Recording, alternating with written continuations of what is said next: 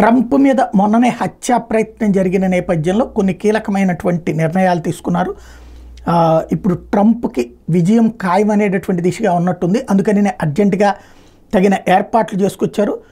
ఇప్పటిదాకా 13 అసాసినేషన్ అటెంప్టులు జరిగినటువంటి నేపథ్యంలో యుఎస్ సీక్రెట్ సర్వీస్ ఇప్పుడు ట్రంప్కి అంటే అధ్యక్షులకి అమెరికా అధ్యక్ష ఎన్నికల్లో పోటీ పడే వాళ్ళకి మీదన ఇప్పటిదాకా 13 సార్లు అటెంప్టులు జరిగినాయి.